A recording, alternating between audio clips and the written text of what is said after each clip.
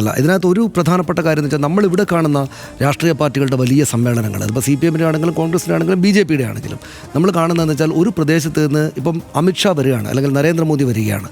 അപ്പോൾ അവിടേക്ക് വരുന്ന BJP-യുടെ അണികൾ ഒരു പ്രദേശത്ത് നിന്ന് ഒരു ബസ്സിലോ വാഹനത്തിലോ വരുന്ന ആളുകൾക്ക് ഒരു നേതാവുണ്ടാവും, ആ പ്രാദേശിക ഒരു നേതാവുണ്ടാവും. അവർ സ്ത്രീകളും കുട്ടികളും ഒക്കെ ഉണ്ടാവും.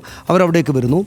എത്ര മഹാസാഗരമാണെങ്കിലും എത്ര വലിയ ജനക്കൂട്ടാണെങ്കിലും അതിനകത്തൊരു ബ്ലോക്ക്, ഇപ്പോൾ മൊഗേരി, എൻ്റെ നാട്ടിൽ നിന്ന് വരുന്ന ആൾക്കാരാണെങ്കിൽ അവിടെ മൊഗേരിയിൽ ഒരു പ്രാദേശിക നേതാവിന് കീഴിൽ 10-20 പേരുണ്ടാവും.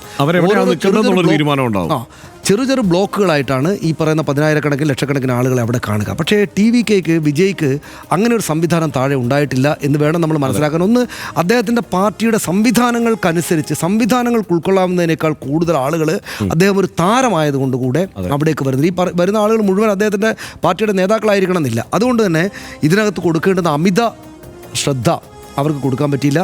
അദ്ദേഹത്തിൻ്റെ സംവിധാനം, അദ്ദേഹത്തിൻ്റെ പാർട്ടി സ്വാഭാവികമായിട്ട് ഈ കാരണങ്ങൾ കൊണ്ട് അർഹിക്കുന്ന അത്രയ്ക്ക് പോലീസ് ഫോഴ്സ് ഉണ്ടായോ എന്ന് ചോദിച്ചാൽ അതും ഉണ്ടായില്ല എന്ന് പറയേണ്ടി വരും. ഇപ്പോൾ ഞാൻ പോലീസ് ഉദ്യോഗസ്ഥൻ പറഞ്ഞായിട്ട് കണ്ടത് 500 ആളുകളുണ്ടായിരുന്നു, പോലീസുകാർ 500 പേഴ്സണൽസ് ഉണ്ടായിരുന്നു.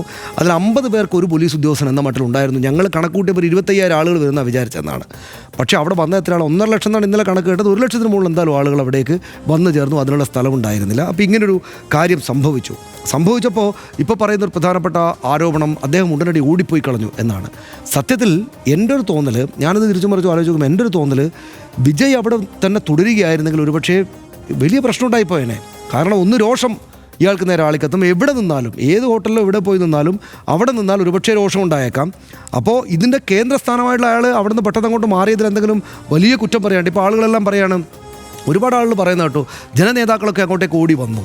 ഇപ്പോൾ സ്റ്റാലിനും ഉദയനിധി സ്റ്റാലിനും വരുന്നത് ഈ കുറ്റം ആരോപണം ഉള്ള ആളല്ല, അവർ നേതൃത്വം, സർക്കാർ നേതൃത്വം വരികയാണ്.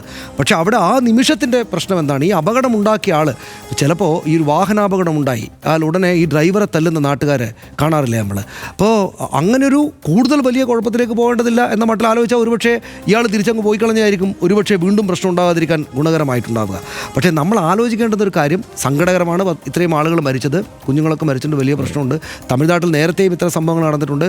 എല്ലാ നേതാക്കളും പറയുന്നു നേരത്തെ ഇത്തരം ആദ്യമായിട്ടാണ് ഇങ്ങനെ സംഭവം നടക്കുന്നത്. ശരിയാണ് ഒരർത്ഥത്തിൽ, കാരണം രാഷ്ട്രീയ പാർട്ടിയുടെ റാലിക്കിടയിൽ ആദ്യമായിട്ടാണ്. പക്ഷേ ജയലളിത തന്നെ ഉണ്ടായിരുന്നൊരു സംഭവത്തിൽ, അത് കുംഭകോണത്ത് ഒരു അമ്പലത്തിൽ ഒരു വലിയ 19 പേര് മരിച്ചിരുന്നു. പക്ഷേ അത് രാഷ്ട്രീയ പ്രശ്നമല്ല.